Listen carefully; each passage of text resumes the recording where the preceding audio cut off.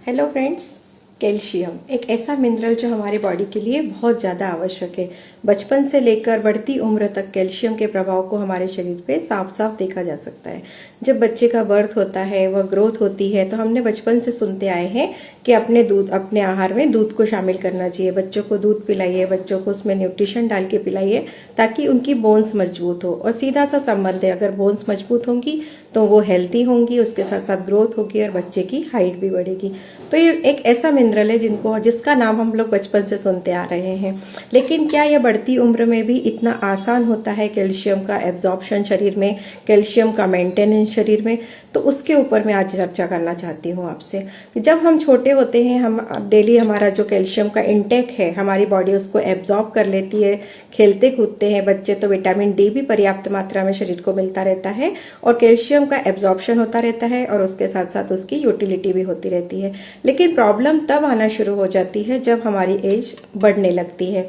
35 plus की बात करूं मैं तो जैसे जैसे महिलाएं 35 की एज को क्रॉस करती है, जनरली देखा गया है कि हाथ पैरों में दर्द स्टार्ट हो जाता है, बालों की क्वालिटी डाउन होने लगती है, नाखून टूटने लगते हैं, हमारी मसल्स पेन होने लगते हैं, क्रैम्स आने लगते हैं, नस पे नस चढ़ना, ये सारा सब कुछ कैल्शियम की कमी से होता है। और यदि इसकी कमी को इसी तरह नज़रअंदाज हम लोग करते रहें तो ये बड़ी बड़ी कहना चाहिए बड़ी बड़ी प्रॉब्लम्स के साथ हमारे सामने आता है।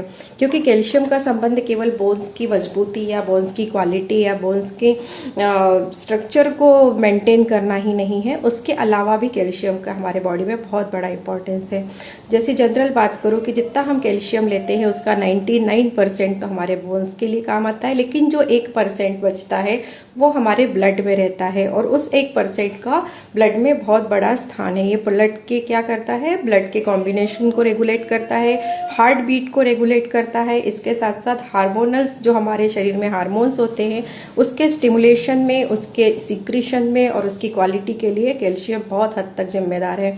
तो जैसे जैसे अगर हम बड़े होते हैं और हमारी बॉडी को कैल्शियम का एब्जॉर्प्शन कम हो जाता है, वो बट नेचुरल होता है, आपके ऊपर डिपेंड नहीं करेगा। ये नेचुरल प्रोसेस है कि जब बड़े होते हैं तो हमारे शरीर में किसी भी न्यूट्रिएंट का एब्जॉर्प्शन धीरे धीरे डाउन होने लगता है। तो जब कैल्शियम हमारे ब्लड में कम होता है, सबसे पहले 1% है तो वही कम होगा, लेकिन हमारी बॉडी, हमारा ब्रेन बहुत स्मार्ट है। वो क्या करता है कि जैसे ब्लड में 1% से कम होने लगता है कैल्शियम, वो हमारी हड्डियों से लेना शुरू कर जाता है। क्योंकि हड्डियां, हमारी बोन्स जो है वो कैल्शियम का डिपोजिशन है, उसको बैंक भी कह सकते हैं हम लोग कैल्शियम का। तो हम लोग बैंक से जिस तरह से पैसा निकालते हैं कमी पड़ने पे, उसी तरह से हमारा जो ब्रेन है, हमारी बॉडी है, वो कैल्शियम का एब्जॉर्प्शन करने लगती है, क्योंकि ब्लड में 1% मेंटेन करना बहुत जरूरी चीज़ है।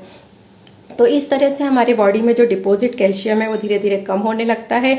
और अगर हम अलग से उसका इनटेक नहीं करते हैं, अगर हम कैल्शियम को ऊपर ध्यान नहीं देते हैं, उसको इनटेक नहीं करते, तो हमारी बॉडी में उसकी कमी होती चलती है। और ये जरूरी नहीं है कि बढ़ती उम्र में ही है, बच्चों में भी कैल्शियम की कमी से रिकेट्स देखा गया है, उनकी आईसाइट वीक होती देखी गई है, उनके बालों की क्वालिटी खराब होती देखी गई है, बाल झड़ना, बाल समय से पहले सफ़ेद होना, मसल्स पेन, क्रैम्स पड़ना, नस पे नस चढ़ना, ये काफ़ी सारे सिम्टम्स है जिनसे महिलाएं निकलती हैं। और पेन किलर खाके या फिर एलोपैथी की दवाइयां लेके उतनी समय के लिए हमें जरूर आराम मिल जाता है, लेकिन उसका ये स्थायी हल नहीं है।